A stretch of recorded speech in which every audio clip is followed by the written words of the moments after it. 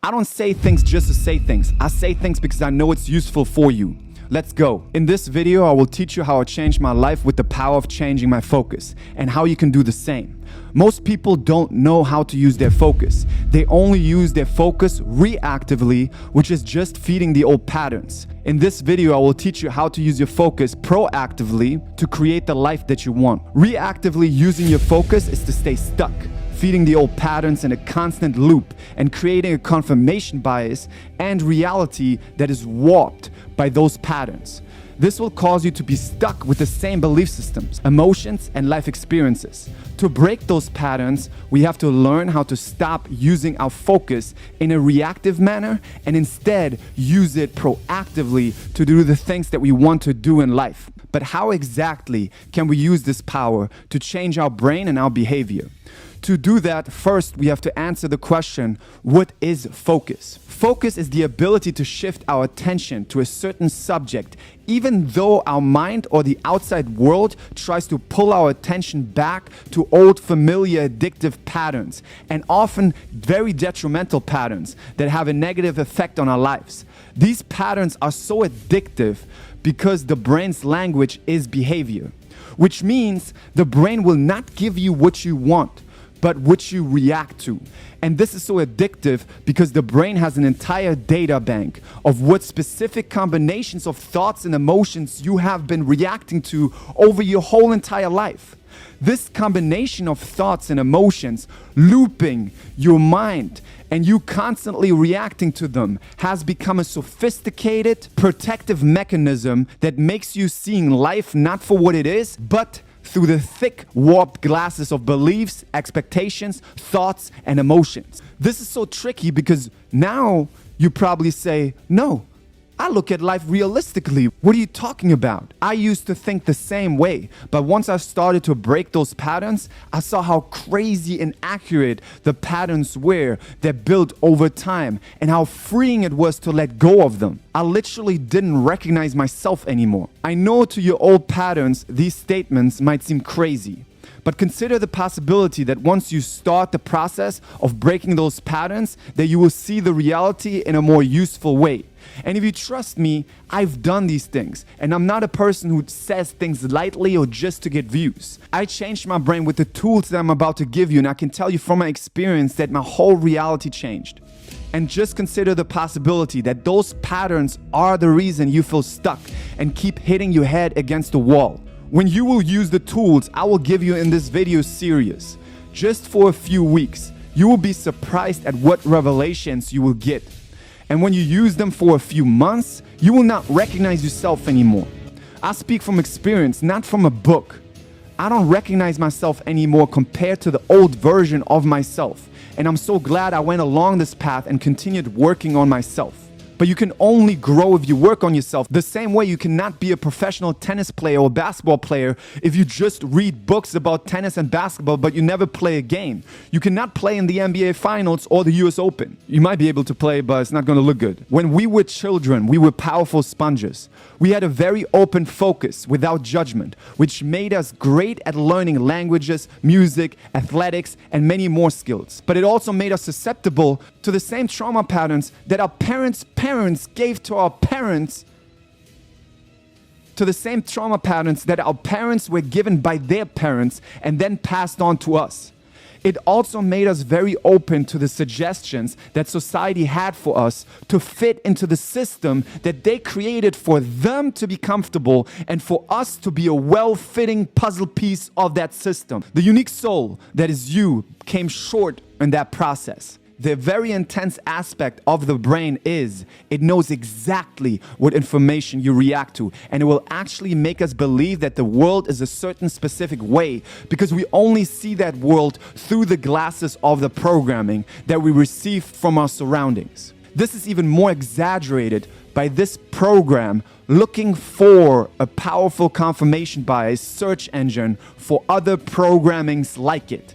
and then you land on the side of TikTok that feeds you videos on red flags and relationships, and then you look more at the red flags and get obsessed with the red flags because you don't want to be hurt. And then when you're on a date, you spend a lot of time, all this time figuring out if that person has the red flags, and your head is figuring out it, and you're spending time on it, and you're getting more into the loop, and then you wonder why you cannot build a connection to another person, because of course they feel when they are being judged through a mathematical pattern, or if you have a curious, open human in front of you who is themselves. There's this beautiful thing that happens if you can be by yourself, if you have this relationship with yourself, that you love yourself so much that you enjoy spending time with yourself, then you can walk away from every person. And if you're able to walk away from every person, and every person wants to be around you, because you don't want anything from them, you just want to share your light, then these amazing connections can happen. And it's magic. I know it, I live it, I experienced it. It's way more magical than any manipulation techniques people tell you. They will only create not real connections. Chase this person, make them chase you. It's this mathematical structure, it's this game plan. People are in their heads. They're only going to be in their heads then. But the connection of the heart can come if you're so confident that you're vulnerable, that you're open, that you are ready for this connection. Because you know you're taken care of. I know the universe is taking care of me. That's why I'm not scared of another person. I will never be. And that's why I don't have to play games with another person, because I'm good if the person will be there or not. Now, just for the critics, when I talk about you being yourself, this is what I mean. A person who is not a slave to their old patterns and acting authentically on their values. Because many people will say that, but I've been myself. I was acting needy and jealous and controlling like I always was, and I tried to make that person fall in love with me. That's not acting like yourself. It's being a slave to your brain and acting reactively to old trauma patterns. But most people call seeing the world through their patterns the truth. And I used to call this the truth, until I realized over time that if I change my belief systems and expectations by changing my focus, the outside world is changing as well. It's like Neville Goddard said, the world is only us pushed out. Other people are only us pushed out. Now people are reacting differently to me, and projects are turning out more successful because I'm focused on the important things in the moment, and I'm leaving out the self-sabotaging belief systems that I used to think were true. Even in this video, I'm only focusing on what's important, and I'm not spending time on, oh, are people liking this video? Am I chasing validation? Am I looking good? Even you might now say while watching this video that your beliefs are the truth, and some of you have no doubt. I used to be the same. The reason for that is that the brain has a powerful effect on warping our reality and making us identify with the thoughts and emotions we most likely react to. The tricky thing is that the brain is a very efficient organ, which means it only gives you what you specifically on a regular basis react to. It has a data bank of all the thoughts and emotions that you've been reacting to over the years, and will give you exactly the ones that you most interact with. This over time creates a tornado of confirmation bias that makes you only see the world through the tiny lens of your belief systems. And you will also only see the videos on TikTok and Instagram that harmonize with that belief system, which will give you more confirmation bias. That is how reality is. This is also why your intrusive thoughts are specific to you, because you keep hating on them. They are just thoughts. They are just thoughts. A thought of a giraffe is not different than a thought of your boyfriend cheating on you. One is not a real giraffe, and one is not your boyfriend cheating on you. But we make the ones we judge, check on, and hate on continuously come to us because we keep reacting to them. Mark Freeman likes to say, it's not the thoughts that bother us, but it's us that bother the thoughts, with our reactions to the thoughts. This video series is laid out for you to be able to practice tools that improve your focus and break your patterns. The tool we are focusing on this video, and one of the most important but also widely misunderstood concepts to strengthen your focus, is training yourself to keep your brain with you, aka training yourself to be in the present moment, aka mindfulness. I know it seems like a concept that you heard of before, and everyone is talking about it, but honestly, almost no one really applies it. You might think, damn, I've seen so many people talking about mindfulness in books. How is it such a great tool if everyone has such easy access to it? The same reason that so many people have access to running, swimming, and the gym, but only a small part of the population is really practicing on a regular basis. With mindfulness, it's an even way smaller amount. Look at people. They might practice it for a bit and then stop. Because also people are confused about how to practice mindfulness. And it can be unfamiliar and uncomfortable at first. The reason for that is that mindfulness and meditation is something that your brain doesn't like, because they are supreme tools to break old patterns. And your brain uses those old patterns to protect you. If you are mindful, you are focusing on actions that are supporting your life in the moment instead of spending time on feeding the emotions and thoughts that the brain throws up to get you to react to. If you are spending time on having conversations in your head with other people, spending time on how other people perceive you, or spending time on trying to control someone else's love for you, you are practicing the opposite of mindfulness. If you spend time on trying to control the jealousy or anxiety, judging feelings, thoughts, or spending time on thoughts like, I'm not ready yet, I need to heal first before I do the things I value, you are doing the opposite of mindfulness. In the beginning, mindfulness can be an uncomfortable process because the brain will not accept your disregard of the patterns it deems as your bodyguards or protective system to protect you from dangerous situations in life. It deems it really important for you to control the love of the other person so you don't get abandoned, and it will give you more uncomfortable emotions and thoughts for you to go back to the old controlling compulsions of trying to get them back or trying to make them fall in love with you. This is where most people stop using mindfulness. Mindfulness is about being okay with all the emotions and thoughts and focus back mindfully on the actions that support your life. Bringing your brain back to the present moment. Most people stop mindfulness and say it didn't work for them, or they're just not good at quieting their mind. First off, the practice of mindfulness is not about trying to achieve a quiet mind. I know the misconception is spread all over the internet by teachers who either don't know what they're talking about or don't know how to communicate the practice of mindfulness. A quieter mind might be the result of the process of mindfulness, but it's not part of the process. But true mindfulness is to be okay with all the emotions and thoughts that are there while bringing your focus back to the valued actions like making a podcast, working out at the gym, talking to a loved one, or enjoying the massage that you are getting. Secondly, if you stop the practice of mindfulness after a few challenging days, that's like stopping going to the gym after a few challenging days and say that you should have gotten a six-pack in those days or weeks. You will definitely see changes if you practice for a few weeks of mindfulness, but like any practice, we have to stay with it to see more positive changes. And the funny part is, everything will get easier.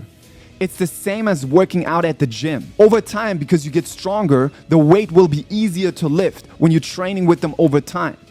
The same way when you practice mindfulness and are okay with all the emotions and thoughts, you will be emotionally more fit over time, which causes you to be a bigger space for emotions like anxiety, jealousy, anger, and impatience. This will make those feelings have less of an effect on you, the same way like a 20-pound dumbbell has less of an effect on you when you're pushing 200 pounds for 10 sets. You will have a stronger focus, you will be calmer, more resilient under stress, and have the ability to do the things that you value no matter what emotions are there. So the paradox is, by accepting the emotions and focusing mindfully on your actions, you will create a better relationship with your emotions. But if you are being reactive to the emotions, aka the patterns, when they come up and you're engaging or trying to fix them by, for example, scrolling on social media or venting, you will hurt your mental health and will be more emotionally weak. An example I always like to give is that when you feel jealousy coming up, and the more you try to fix that jealousy or get rid of it by stalking your partner, checking their Instagram or their WhatsApp last seen to make sure they're not doing anything bad, the more jealousy and overthinking you will create. So how do we practice mindfulness? Mindfulness is actually simpler than you think, and that's why your brain has so many problems with it, because your brain likes to complicate things. It's more of an undoing and focusing on what's important. Mindfulness is doing what you're doing in the moment well. It's about actions. When you walk, you walk. When you listen, you listen. When you listen to someone, you listen to them. And don't spend time in your head on how to impress them or try to chase validation. When you're on the restroom, you're on the restroom. You're not scrolling on the phone. When you're cooking, you're cooking. When you're running, you're running. It's bringing the focus back to doing what you're doing in the present moment. And that is a practice, not a trick. You will get better over time, and you will get better by practicing mindfulness, not reading about it or other self-help teaching to make yourself feel better. This is just avoiding practicing mindfulness. And the brain will try to trick you and say, you don't even know if you're doing mindfulness right. Maybe you should watch another YouTube video on mindfulness. That's your brain trying to get you to do compulsions again with self-help. So many people think they're supporting themselves with self-help, but in reality, they're doing compulsions, which is an avoidance mechanism to avoid doing the things that are really improving your life. Your brain wants you to avoid doing those things because the old programming learned that those things might be dangerous. So the brain will give you any thoughts and emotions that seem logical for you to avoid starting your business, your podcast, starting your dating, or live your life. Thoughts like, you need to heal the trauma first. You need to get rid of shame first. You need to heal your patterns before you can start dating again. You need to love yourself first. You need to get rid of guilt first. You need to heal from the heartbreak first for you to avoid moving forward. Those patterns are given to you by the brain for you to avoid moving forward in the danger zone. The paradox is you heal by moving forward with all the messy, dirty feelings that tell you to not move forward. It's the exact same thing as when someone with OCD says, I can only do the next action once I cleaned my hands, or cleaned up this feeling, or got rid of this thought. Anybody with OCD who does ACT or ERP therapy will tell you that the only way to break it is move forward with those thoughts and emotions and mindfully focus on the actions you value, which over time will give the brain the cue that they don't need to bring up those thoughts and emotions anymore, because the brain only brings up what you're still using. A tip to bring yourself back to the present moment when the addictive thoughts and emotions come in is to talk out loud to your brain. When I run and thoughts come in of, you need to worry about this or that, I will talk out loud and say, no brain, we're running right now, and come back to the present moment and focus on the leaves or the floor, anything around me to bring my brain back and not reacting back to the thoughts.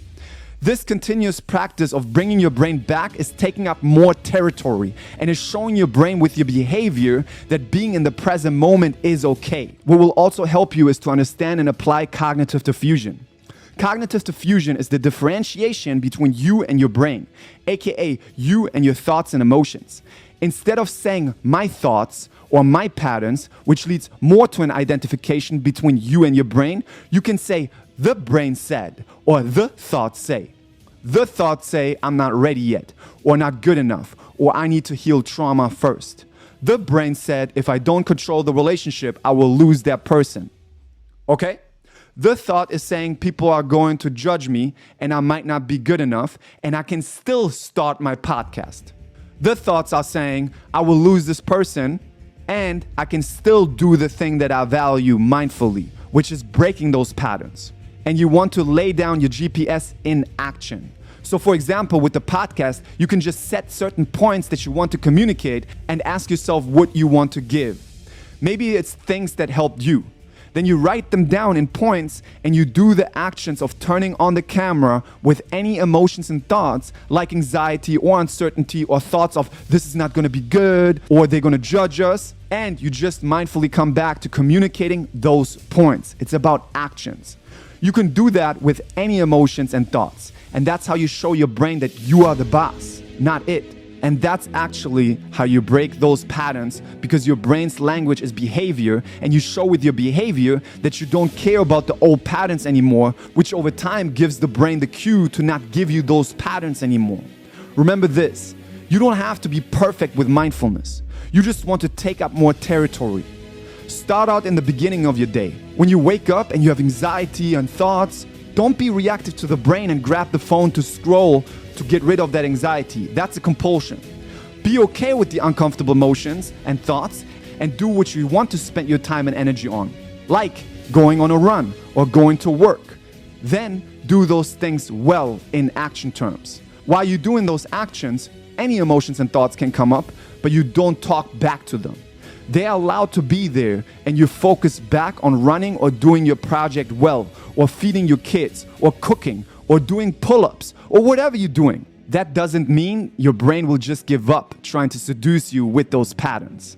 Maybe 2 minutes later, it will try to get you back, and you come back mindfully to what you're doing. You just want to take up more territory. You don't have to be perfect. It's like working out. You just want to run a longer distance or put on some more weight week by week. To build emotional fitness and mindfulness, what I teach my clients is to push social media consumption to the end of the day. At the end of the day, you can do 2 hours of scrolling on TikTok, Instagram, or go on Netflix or Hulu.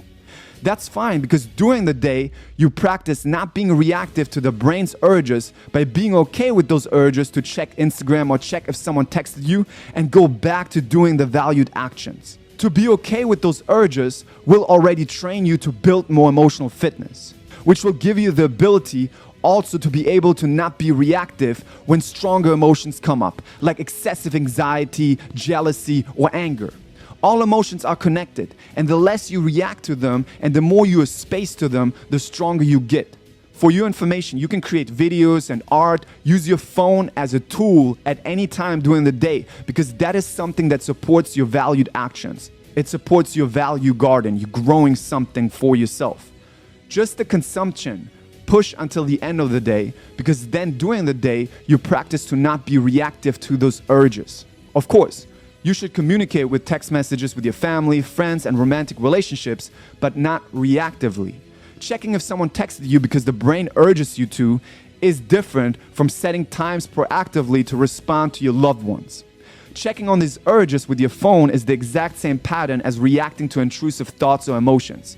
You are just feeding those patterns. For this week, practice bringing your brain back to the present moment. This is not a practice, it's a lifestyle. But again, you don't have to be perfect. Just bring your brain back as much as you can, and especially take up as much territory as you can in the beginning of the day.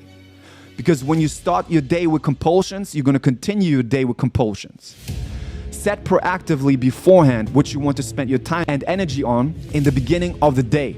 And no matter what thoughts and emotions come up, act mindfully on it. Be okay with uncomfortable emotions. If you're not okay with uncomfortable emotions, you will always be a slave to those patterns.